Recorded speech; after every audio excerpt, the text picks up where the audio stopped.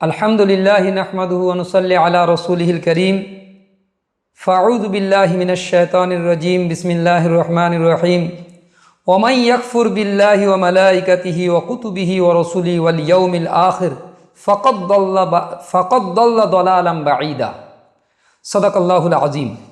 আমাদের যে ধারাবাহিক আলোচনা চলছিল ঈমান ভঙ্গের কারণের উপরে, আমরা এর আগে আলহামদুলিল্লাহ 4টি ঈমান ভঙ্গের কারণ এবং ভূমিকা স্বরূপ বেশ কিছু কথা দুটো ভিডিওতে আমরা বলে এসেছি, এবং ভূমিকার কথাগুলো খুবই গুরুত্বপূর্ণ আমাদের জন্য, যেহেতু আমরা কাউকে কাফের বানানোর জন্য নয়, বরং মুসলমান যাতে সতর্ক থাকে কুফরি কথা, কাজ এবং বিশ্বাস থেকে, সেজন্যই আমাদের এই ভিডিওগুলো করার উদ্দেশ্য।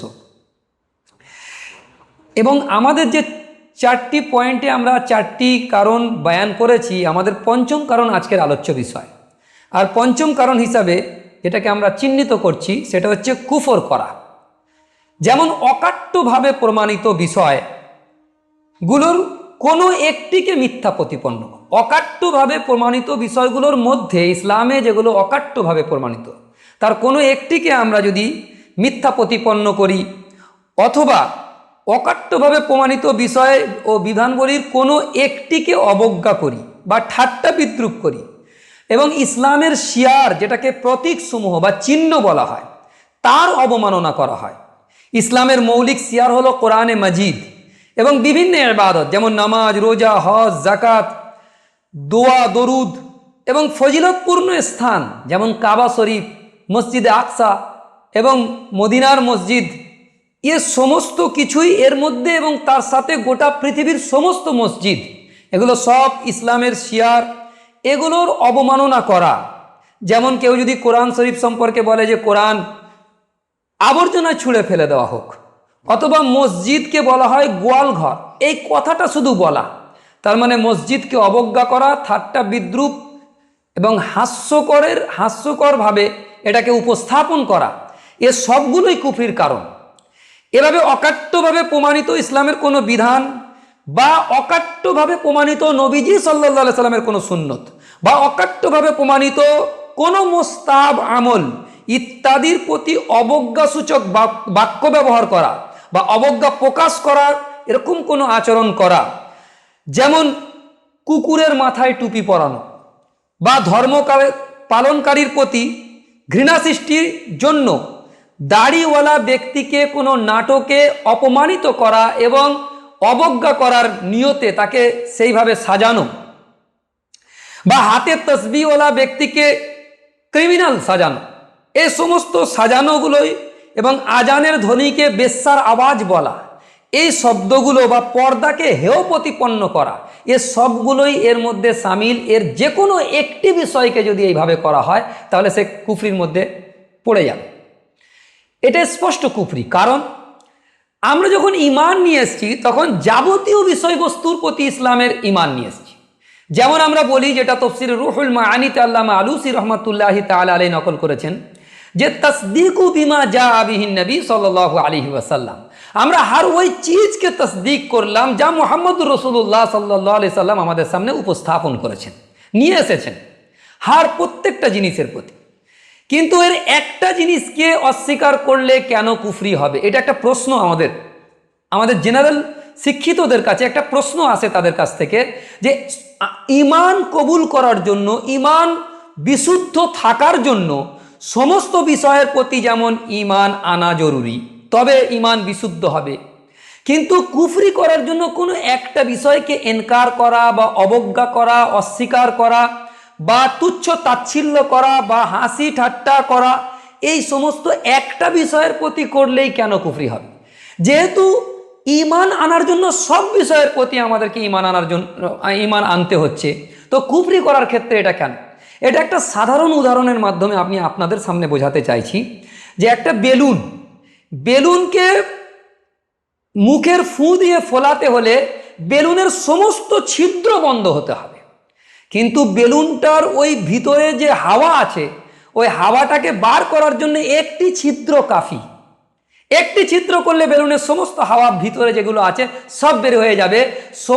কিন্তু হাওয়া ভিতরে ধারণ করার জন্য সমস্ত ছিদ্র বন্ধ করতে হবে, কিন্তু হাওয়া বের করে দেওয়ার জন্য একটি ছিদ্র, একটি ছোট্ট ছিদ্র কাফি। ঠিক অনুরূপভাবে ঈমান আনার জন্য সমস্ত ছিদ্র বন্ধ করতে হবে, কিন্তু কুফরি করার জন্য কোনো একটি ইসলামের বিধান যেটা অকাট্যভাবে প্রমাণিত নাসে কাতঈ দ্বারা সাব্যস্ত বিষয়কে যদি কেউ ইনকার করে, অবজ্ঞা করে, অস্বীকার করে, ঠাট্টা বিদ্রূপ করে, অথবা এটার প্রতি মানে হেয় প্রতিপন্ন করার একটা কোনো ভাষা প্রয়োগ করে, তবে তার জন্য কুফরি হবে।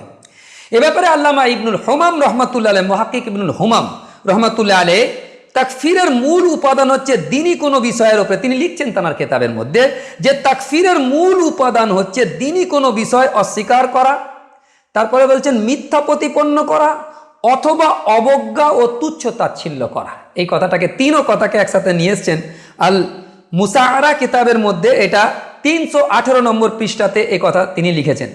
এবং আল্লাহ সুবহানাহু ওয়া তাআলা কোরআনে পাকের মধ্যে বলছেন অমাই ইয়াকফুর বিল্লাহি ওয়া মালাইকাতিহি ওয়া কুতুবিহি ওয়া রাসূলিহি ওয়াল ইয়াউমিল আখির ফাকাদ দাল্লা দালালাম বাঈদা।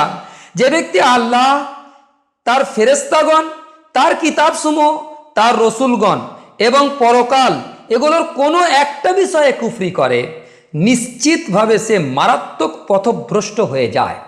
এই আয়াতের মধ্যে স্পষ্টভাবে সূরা নিসাতে আল্লাহ সুবহানাহু ওয়া তাআলা এই কথাটাকে স্পষ্ট খুলে নিয়ে এসেছেন। এটা তফসিরে মাতুরিদির 3 নম্বর খণ্ড এবং 387 নম্বর পৃষ্ঠা তফসিরে বাইদাবি এবং রুহুল মাআনিতেও এই একই কথা লিখিত আকারে আছে।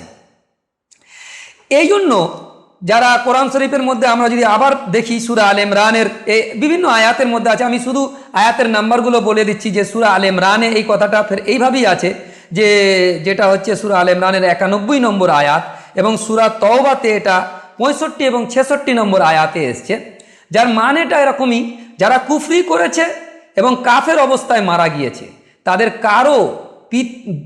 কারো থেকে পৃথিবীর পরিমাণ স্বর্ণ গৃহীত হবে না, যদিও তারা নিজেদের প্রাণ রক্ষার্থে এটা দিতে চায়। পৃথিবী পরিমাণ স্বর্ণ দিয়ে আল্লাহর থেকে মুক্তি পেতে চায়, তাও মুক্তি পাবে না। তাদের জন্য রয়েছে যন্ত্রণাদায়ক আযাব, এবং তাদের কোনো রকমের সাহায্যকারী তাদের থাকবে না, তারা কোনো রকমের সাহায্য পাবে না।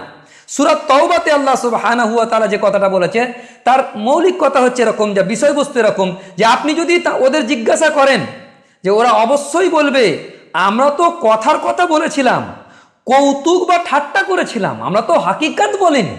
কৌতুক ঠাট্টার ছলে আমরা ইসলামের কোনো শিয়ারকে অবমাননা করেছি, অবজ্ঞা করেছি, বা ইসলামের অকাট্য কোনো বিষয়বস্তুকে আমরা অস্বীকারের একটা ভান করেছিলাম, এটা তো ঠাট্টার ছলে করেছিলাম, হাকিকাতান করিনি। এ পুরো শব্দ কোরআন শরীফে নিয়ে এসছে, যার এরকম তর্জমা হবে যে আমরা তো একটা কথার কথা বলেছিলাম, কৌতুক এবং ঠাট্টা করেছিলাম। বলুন, তোমরা কি আল্লাহ এবং তার বিধানাবলী এবং তার রসুলকে নিয়ে ঠাট্টা করছিলে? এই কথাটা কত কঠিন কথা, কত মারাত্মক কথা। তোমাদের কোনো ওজর চলবে না, তোমরা ঈমান প্রকাশ করার পরে কাফের হয়ে গিয়েছো। সূরা তওবার এই কথাটাকে যদি আমরা গৌর আর ফিকির করি, তখন দেখতে পাবো যে এই ধরনের ঠাট্টা বিদ্রুপের ছলেও কোনো কুফরি কথা বলা, কোনো ইসলামের অকাট্য বিধানাবলীর প্রতি আমরা অবজ্ঞা বা তুচ্ছ তাচ্ছিল্য করা, এটা কিভাবে মানুষকে কুফরের মধ্যে নিয়ে যায় এই আয়াত থেকে স্পষ্ট হয়। তারপরে এ ব্যাপারে আরো সুস্পষ্টভাবে একটি কিতাব, যেটা আল্লামা কাজী ইয়াজ রহমাতুল্লাহ আলাইহি লিখেছেন, যে কিতাবটির নাম হচ্ছে আশ-শিফা বিতারিফি হুকুকিল মুস্তাফা। কিতাবটি আলহামদুলিল্লাহ আমাদের সংগ্রহের মধ্যে আছে। তাতে যে কথাটা লিখিত আকারে আছে আমরা সেটা তর্জমা পড়ে দিচ্ছি। জেনে রেখো, যে ব্যক্তি পুরো কোরআন বা এর কোনো অংশের অবজ্ঞা করে, পুরো কোরআনকে অবজ্ঞা করে, সে যেমন কুফরির মধ্যে পড়বে, কোরআনের কোনো অংশকে যে অবজ্ঞা করবে কিংবা কটূক্তি করবে, অথবা পুরো কোরআন বা এর কোনো একটি অক্ষর কিংবা একটি আয়াতকে অস্বীকার করে, অথবা পুরো কোরআন বা এর কোনো একটি অংশ অথবা কোরআনের সুস্পষ্ট বিবৃত কোনো বিধান বা সংবাদ অস্বীকার করে, অথবা জেনে বুঝে কোরআনে যা আছে তা নাকচ করে, তা সাব্যস্ত করে, কিংবা কোরআন যা সাব্যস্ত করেছে তাকে নাকচ করে, কোরআন যা সাব্যস্ত করে তাকে নাকচ করে, বা কোরআন যাকে নাকচ করেছে তাকে সাব্যস্ত করে। দুটো বিপরীতমুখী কথা বলেছেন। অথবা কোরআনের কোনো বিষয়ে সন্দেহ পোষণ করে, তাহলে সে আলেমগণের নিকট সর্বসম্মতভাবে সে কুফরি করলো। আর শিফা বে তারিফে হুকুকুল মুস্তফা, দ্বিতীয় খণ্ড 646 নম্বর পৃষ্ঠাতে এই কথাটি পরিষ্কারভাবে এসে গিয়েছে। এবং আল বাহরুর রায়েক আল্লামা ইবনে নুজাইম রহমাতুল্লাহ আলাইহি যে কথা লিখেছে, যার সার কথা এরকম যে কেউ যদি ঠাট্টা করে, খেলতামাশা করে কুফরি কথা বলে, কুফরি বক্তব্য দেয়, তাহলে সে সকলের ঐক্যমতে কাফের হয়ে যাবে। এই ঠাট্টা ছলে বা খেল তামাশা করে যদি ইসলামের কোনো বিষয়কে, অকাট্য কোনো বিষয়কে যদি এইভাবে করে, তাহলে সকলের ঐক্যমতে সে কাফের হয়ে যাবে। এক্ষেত্রে তার আকীদা এবং অন্তরের বিশ্বাসটাকে ধর্তব্য হবে না। যেমনটি কাজী খান তার ফতোয়ায় কাজী খানের মধ্যে স্পষ্ট উল্লেখ করেছে। তবে ভুলবশত কিংবা বাধ্য হয়ে অন্তরে ঘৃণা রেখে থাকে, তাহলে কারো মতে কাফের হবে না। তাহলে কারো মতেই এটা কাফের হবে না যদি মানে ভুলবশত বলে ফেলে, অথবা কেউ চাপ প্রয়োগ করেছে, তার জানের হুমকি দিয়েছে, তার ক্ষেত্রে সেক্ষেত্রে সে বলে ফেলেছে, সেক্ষেত্রে কারো মতেই সে কাফের হবে না। আবার কেউ জেনে বুঝে ইচ্ছাকৃতভাবে যদি বলে, সকলের ঐক্যমতে সে কাফের সাব্যস্ত হয়ে যাবে। কেউ যদি অবজ্ঞাবশত স্বেচ্ছায় বলে, তাহলে সে কাফের সাব্যস্ত হওয়ার ব্যাপারে মতভেদ আছে। অবজ্ঞাবশত কিন্তু স্বেচ্ছায় বলেছে, ইচ্ছাকৃতভাবে বলছে, তাহলে সে কাফের হবে কি না এ ব্যাপারে মত পার্থক্য রয়েছে। এ ব্যাপারে আল ইস্তিসকার কিতাবের মধ্যে হাফিজ ইবনে আব্দুল বার রহমাতুল্লাহ আলাইহি 5 নম্বর খণ্ড 343 নম্বর পৃষ্ঠাতে আলোচনাটা করেছেন। এরপরে আমরা এর পরের পয়েন্টে চলে যাব। এই আলোচনাটা তো আমাদের এখান পর্যন্ত শেষ, কিন্তু এর পরের পয়েন্ট হচ্ছে ঈমান ভঙ্গের ষষ্ঠ কারণ। এই ষষ্ঠ কারণে আমরা যেটাকে নিয়ে আসছি যে রাসূলুল্লাহ সাল্লাল্লাহু আলাইহি সাল্লাম আল্লাহ ও রসুলের অবমাননা এবং আল্লাহ ও রসুলের ক্ষেত্রে কোনো কটূক্তি করা, এটা যেমন নবীজির ক্ষেত্রে প্রয়োগ হতে পারে, নবীজিকে কটূক্তি করা অথবা আল্লাহর ক্ষেত্রে কটূক্তি করা, এটাও একটা স্পষ্ট কুফরি। আর আমরা জানি যে এ ব্যাপারে একটি কিতাব আল্লামা হাফিজ ইবনে তাইমিয়া রাহিমাহুল্লাহু তাআলা আস-সারিমুল মাসলুল আলা সাতিমির রসুল বলে একটা স্বতন্ত্র কিতাব লিখেছে, যারা সাতিমে রসুল অর্থাৎ রসুলে করিম সাল্লাল্লাহু আলাইহি সাল্লামের প্রতি কটূক্তি করে বা গোস্তাকি করে এবং আল্লাহর প্রতি কটূক্তি করে বা গোস্তাকি করে, তো তাদের বিধান কি স্বতন্ত্র কিতাব। আমাদের ওই কিতাবটাও আলহামদুলিল্লাহ সংগ্রহে আছে, আমরা এটাও এখানে দেখাতে পারবো। এই কিতাবটা আস-সারিমুল মাসলুল আলা সাতিমির রসুল, এটা বিখ্যাত একটি কিতাব। তো এ ব্যাপারে বিস্তারিত কথা সেখানে আছে এবং এর মাধ্যমেও মানুষের ঈমান ভঙ্গ হয়ে যায়, এটাকে আমরা পয়েন্ট নোট করাতে চাইছি। এর উপরে লম্বা আলোচনা আছে, আমরা পুরো লম্বা আলোচনা আনতে চাইছি না। এ ব্যাপারে এইসব কিতাবগুলো পড়ে নেওয়া এবং তার ব্যাপারে বলা হয়েছে যে তাকে ইসলামের বিধান, ইসলামী রাষ্ট্র থাকলে, ইসলামী সরকার থাকলে তার জন্য মৃত্যুদণ্ড হচ্ছে তার শাস্তি। এ ব্যাপারে বিস্তারিত কথায় আমরা যাব না। সাতেমে রসুলের শাস্তি কি এবং আল্লাহর প্রতি কটূক্তি করার শাস্তি, এতটুকুই আমরা জেনে নিই। এ ব্যাপারে বিস্তারিত এবং প্রেক্ষাপট অনুযায়ী বিভিন্ন হুকুম বদলাবে, সেগুলো আমরা জেনে নেব ইনশাআল্লাহ তাআলা। তো এটা তো আমাদের হলো ষষ্ঠ কারণ। সপ্তম কারণ হচ্ছে ইসলামের অকাট্য কোনো বিধানের উপরে আপত্তি তোলা বা যুগের সাথে অনুপযোগী মনে করা কিংবা সংস্কারযোগ্য মনে করা। যেমন বলা, আমি উদাহরণস্বরূপ বলতে চাই যে এই পর্দা প্রথা, মেয়েদেরকে যে মুখ ঢেকে পর্দা করে বার করা হচ্ছে, এই পর্দা প্রথাটা আদিম যুগের ছিল, এটা এখনকার যুগের উপযোগী নয়। এখনকার মডার্ন যুগেতে এবং মডার্ন টেকনোলজির যেহেতু যুগ, সেহেতু মহিলারা প্যান্ট শার্ট পরে মানে চেহারা উন্মুক্ত করে রাস্তাঘাটে পুরুষদের সাথে সমকক্ষভাবে মানে সমান্তরালে তারা চলবে, ব্যবসা বাণিজ্য কাজে, সমস্ত বিভিন্ন কাজেতে তারা নিয়োগ হবে। এইটাকে যদি আমরা বলি, অথবা বলি ইসলামের অমুক হুকুমটা বর্তমান যুগের জন্য উপযোগী নয়, ওটা 1400 বছর আগের জন্য, পুরানো যুগের জন্য উপযোগী ছিল, এই ধরনের অকাট্য বিধানবলীর প্রতি এই ধরনের আপত্তি তোলা, তাহলে এতে স্পষ্ট সেই মানুষটা ঈমান থেকে বাইরে চলে যাবে, তার ঈমান সালব হয়ে যাবে, ও ঈমান আর আল্লাহর কাছে কবুল নেই। এ ব্যাপারে আল্লাহ সুবহানাহু ওয়া তাআলা কোরআন শরীফের মধ্যে বলছেন, আমানার রাসূলু বিমা উনজিলা ইলাইহি মির রাব্বিহি ওয়াল মুমিনুন কুল্লুন আমানা বিল্লাহি ওয়া মালাইকাতিহি ওয়া কুতুবিহি ওয়া রাসূলিহি লা নুফাররিকু বাইনা আহাদিম মির রাসূলিহি ওয়া ক্বালু সামি'না ওয়া আতা'না গুফরানাকা রাব্বানা ওয়া ইলাইকাল মাসির। এই কোরআন শরীফে সূরা বাকারাতে আল্লাহ পাক বলেছেন যে রাসূল তার উপরে রসুল তার ওপর এবং তার প্রতিপালকের পক্ষ থেকে নাজিলকৃত বিষয়ের প্রতি ঈমান এনেছে এবং মুত্তাকিগণও তার প্রতি ঈমান এনেছে। কারণ আমরা যখন বলেছি তাসদীকু বিমা জাআ বিহিন নবী সাল্লাল্লাহু আলাইহি সাল্লাম, হার ওই চিজকে সত্যায়ন করছি যা রাসূলুল্লাহ সাল্লাল্লাহু আলাইহি সাল্লাম আমাদের সামনে উপস্থাপন করেছেন, নিয়ে এসেছেন। তার মানে আমরা আল্লাহকে চিনেছি, আল্লাহর পরিচয় জেনেছি, আল্লাহ যে এক তার সমস্ত পরিচয় জেনেছি আমরা মুহাম্মদুর রাসূলুল্লাহ সাল্লাল্লাহু আলাইহি সাল্লামের মাধ্যমে। আল্লাহর পুরো পরিচয় আল্লাহ সুবহানাহু ওয়া তাআলা বারাহে রাস্ত আমাদেরকে এসে বলেননি যে আমি আল্লাহ, আমাকে মানো। আমরা রাসূলুল্লাহ সাল্লাল্লাহু আলাইহি সাল্লাম আল্লাহর মধ্যস্থতায় মুহাম্মদুর রাসূলুল্লাহ সাল্লাল্লাহু আলাইহি সাল্লামকে পেয়েছি। ওই জন্য শব্দটা এসেছে আমানার রাসূলু, রাসূল ঈমান এনেছে বিমা উনজিলা ইলাইহি মির রাব্বিহি ওয়াল মুমিনুন, এবং মুমিনরা রাসূলুল্লাহ সাল্লাল্লাহু আলাইহি সাল্লামের অনুসরণে ঈমান এনেছে। এই বিষয়টাকে আমরা যদি লক্ষ্য করি তাহলে পরিষ্কার হয়ে যাবে। অন্যত্র আল্লাহ সুবহানাহু ওয়া তাআলা বলছেন ওয়ামা লানা লা নুমিনু বিল্লাহি ওয়ামা জাআনা মিনাল হক ওয়া নাতমাউ আন নুদখিলানা রাব্বুনা মাল কওমিস সালিহিন।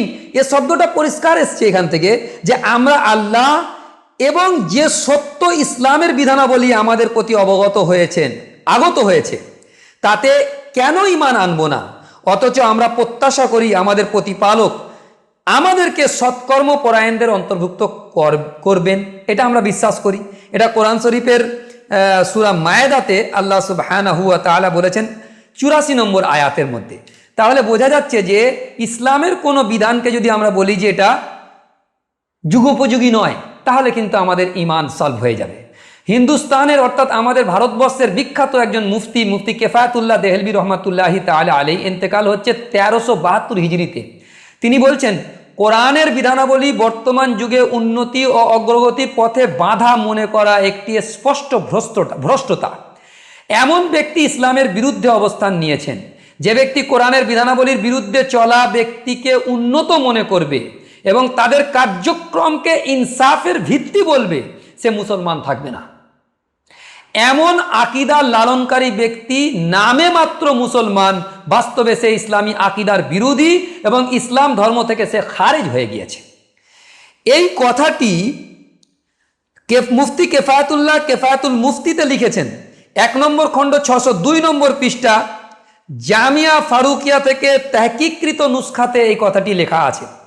সুতরাং আমরা পরিষ্কার হয়ে যাচ্ছে এই ঈমানের সপ্তম কারণ যে আলোচনা করলাম, ঈমানের কোনো বিধান মানে ইসলামের কোনো অকাট্য বিধানকে যদি আমরা বলি এটা যুগোপযোগী নয়, তাহলে আমাদের ঈমান সলভ হয়ে যাবে, ঈমান মানে ভঙ্গ হয়ে যাবে, এই সপ্তম কারণ। কিন্তু আমরা এর পরে অষ্টম কারণ যখন আলোচনা করব এর পরের ভিডিওতে ইনশাআল্লাহ তাআলা। আজকে এই পর্যন্ত আমরা ইতি টানছি। এর পরের যে কারণটা সেটা আমরা বলে দিচ্ছি, অষ্টম কারণ আমরা আলোচনা করব ইনশাআল্লাহ। সুনিশ্চিত প্রমাণিত ইসলামের কোনো বিধান এবং রাসূলুল্লাহ সাল্লাল্লাহু আলাইহি সাল্লামের সুন্নাহকে শরীয়তের বিধান হিসাবে পছন্দ না করা মানে অপছন্দ করা, মানে সুনিশ্চিত প্রমাণিত কোনো বিষয়ের প্রতি অপছন্দ রাখা, বা রাসূলুল্লাহ সাল্লাল্লাহু আলাইহি সাল্লামের কোনো সুন্নত যেটা অকাট্যভাবে প্রমাণিত, নাসে কাতঈ দ্বারা সাব্যস্ত কোনো সুন্নতকে যদি মনে করা হয় যেটা আমার পছন্দ নয়। যেমন বলা হয় যে বর্তমান জামানায় এই দাড়ি রাখাটা আমার পছন্দ নয়, তাহলে কিন্তু সে ইসলাম থেকে বের হয়ে যাবে, এতে কোনো সন্দেহ নেই। তো আমরা এ ব্যাপারে এর পরবর্তী ভিডিওতে ইনশাআল্লাহ তাআলা আলোচনা নিয়ে আসবো এবং দলিল দালায়েল জিকির করব। তারপরে আমাদের বাকি ভিডিওগুলো পরপর আসবে। আমরা 30টা কারণ যেহেতু আলোচনা করব, আল্লাহ পাক আমাদের একে বুঝে ঈমান হেফাজত করার তৌফিক ইনায়াত করেন। ওয়া আখিরু দাওয়াহুম আলহামদুলিল্লাহি রাব্বিল আলামিন।